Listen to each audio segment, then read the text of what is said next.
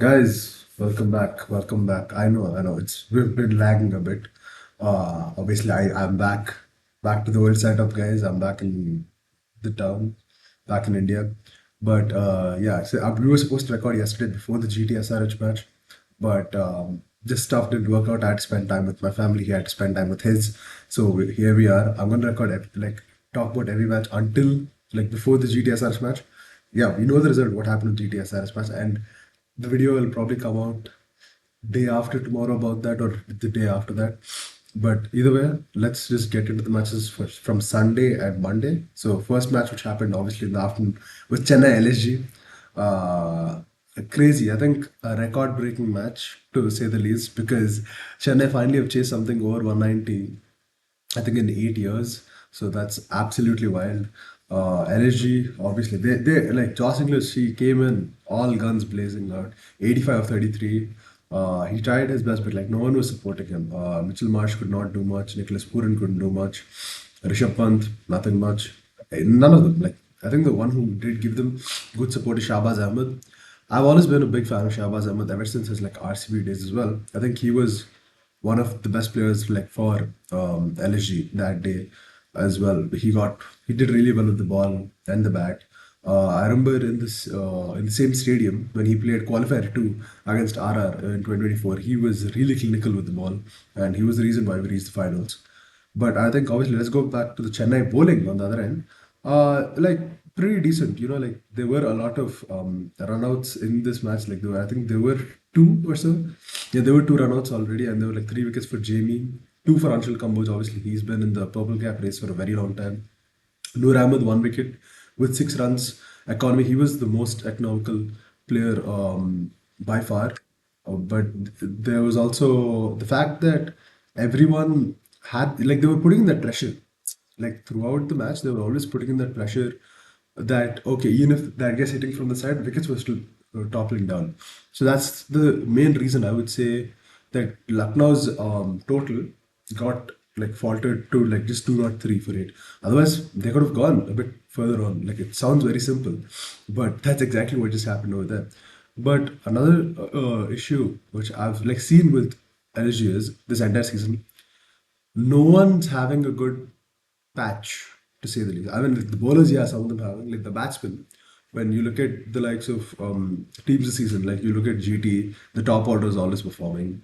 RCB, they've had the share couple of players like Kohli. Yes, he's had a couple of ducks in a row, but I think he's been playing decent. Patidar has been really good. KKR, yeah, in Raghuvanshi, like like KKR has also been struggling. Like they're right now in the playoff race by a slim margin. But still, they're also having players who are doing well. But in this batting lineup, no, I'm not seeing anyone having that really good patch. Like Mitchell Marsh and Aiden Markram, they'll keep alternating innings. Who's gonna play when? Who's gonna play when? And like that day, neither of them worked out. So that's why it happened like that.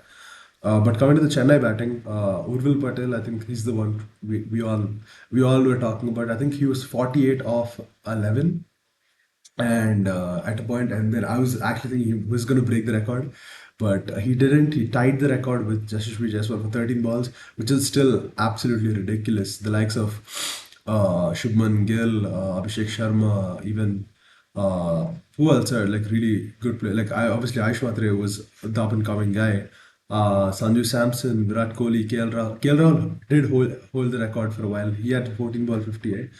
So many players have not been able to break that record in the power play.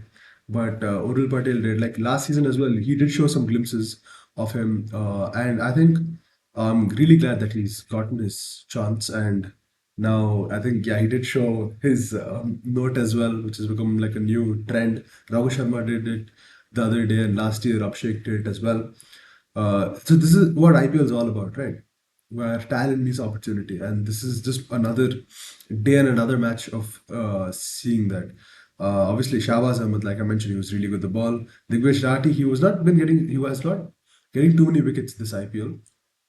He got hit around 11.2, obviously, but 2 wickets, pretty good. Prince Yadav, 0 wickets, and Shami also 0 wickets, kind of surprising. But I'd say this match, I think someone was talking the other day that Chennai they could have been way ahead in the playoff race if not for that match against SRH, which they kind of choked. This match as well is going to hurt them, guys. because this match should have been completed by at least 15th, 16th over. The way these guys started out, like I would expect from the likes of Shivam Dubey to like complete it. Obviously, he didn't bat too many balls, but there was just like zero intent. Like Karthik Sharma, like 20 of 20. Like these are not good knocks, guys. If you want to make it to the playoffs, 16 points is also like there's a mathematically chances that it might not be enough for the playoff, like the fourth place as well.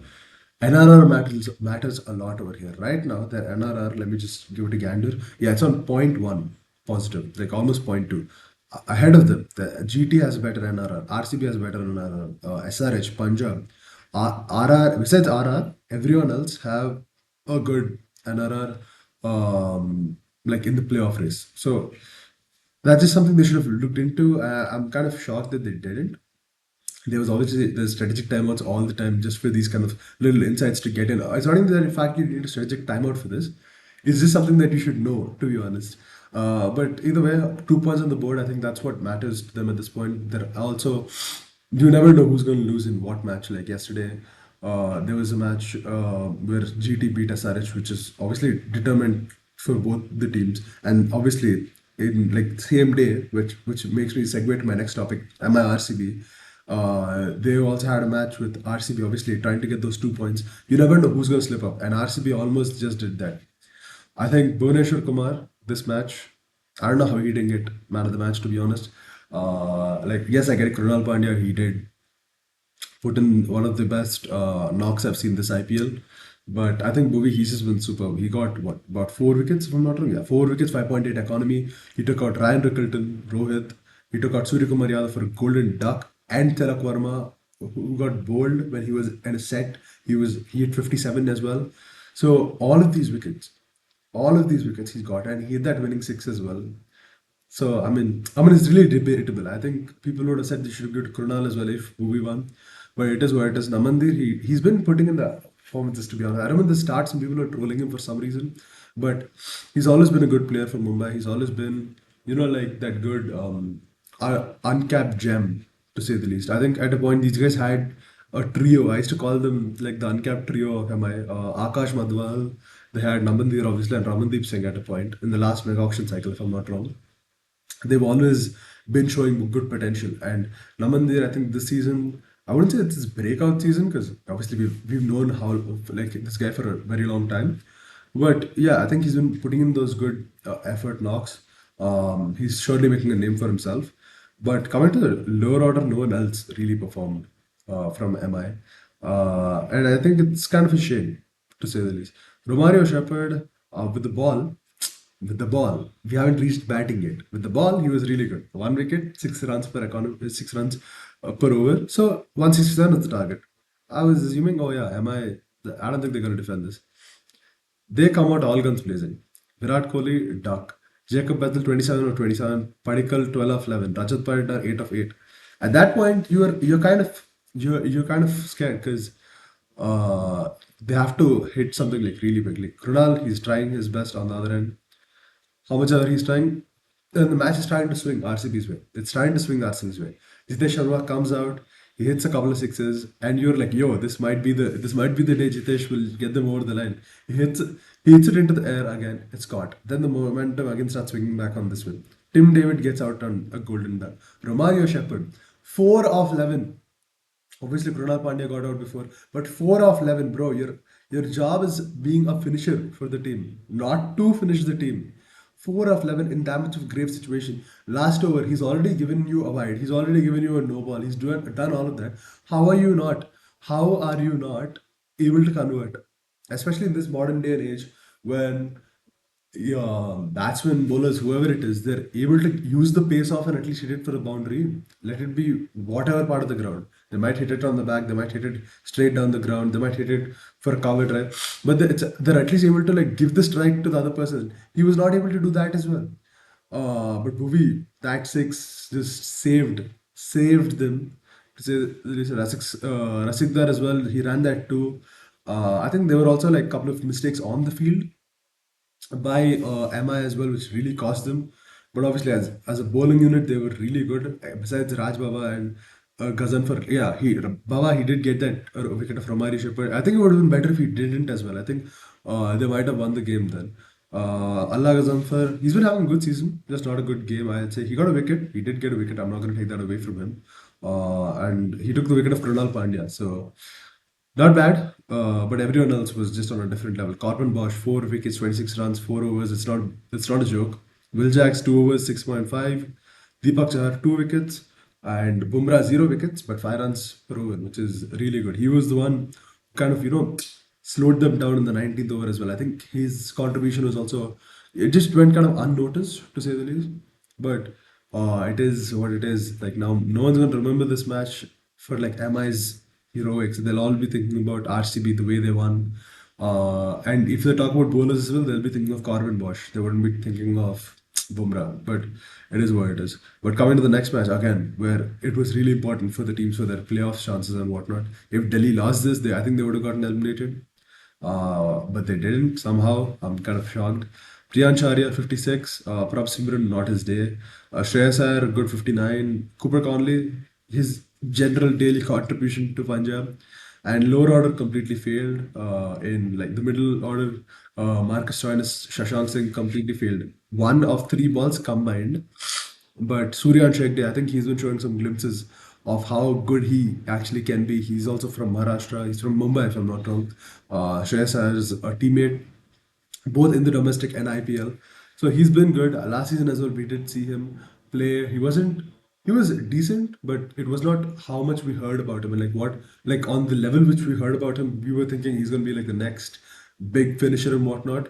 He's showing some glimpses right now. And if he's peaking at the right time, then we never know. He might be really vital in Punjab's title campaign.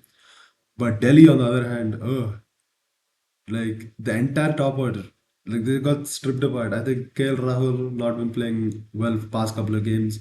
Paral, Sahil Parak, Tristan Stubbs obviously got run out. This is a very rare occasion that Tristan Stubbs has wasted balls and he's not been really how should essential to the chase for Delhi. I think he's always been the guy who saves them in many sticky situations. But Akshar Patel, I think he just got kind of hurt at what all these experts said. He's like, yo, I got to show who I really am from 11 of 22 in the last match. This match, he's 56 of 30, which was really important. David Miller as well, good 50. Ashutosh Sharma, we were all waiting for a good cameo from him, a good 50 or something like that, a match-winning knock, which we've seen from him like a couple of times before. Finally, I think he had that. Madhav Tiwari, obviously, he was the man of the match, obviously, for Delhi. He got a couple of wickets as well in the first innings. He got Priyan Sharia and Cooper Conley, who are really good batsmen, especially this season. And he hit 18 of 8. This match, it just shows how no team is ever out of the battle until the last ball. To say the least, yes, 1 over before only it ended. I'm not talking about that. But now right now there are eight teams which are fighting for the playoff spot. Technically, Delhi and KKR are in the title race, but if they win all matches, then we can talk about it, and everyone else has to like get like on 16 points and stuff. So it's a long way. Like there's a lot of things which have to go right along the route of it. But right now, I'm not still convinced by this Delhi side that they can go to the playoffs. I still have RCB, Punjab, not Punjab. I would say maybe no. Punjab will probably go. Punjab slash RR, I guess, SRH and GT. Just because of the fact that these guys have shown more confidence and like Punjab's also been like kind of faltering. Same with RR. That's why I'm saying it. Like I'm saying these teams are gonna go. But we never know. This is the IPL. Right now as well, like technically, mathematically speaking, GT might not go, although they are on 16 points as I'm recording this. They still might not go. They obviously will. Like we all know that they're gonna go. But mathematically, we never know. So I think another thing which I have to give a good shout out to is Ashdeep Singh.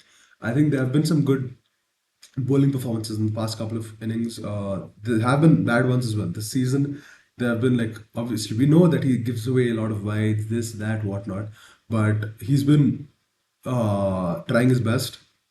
Just the results not been going their way. It's just sad, but he's been trying his best.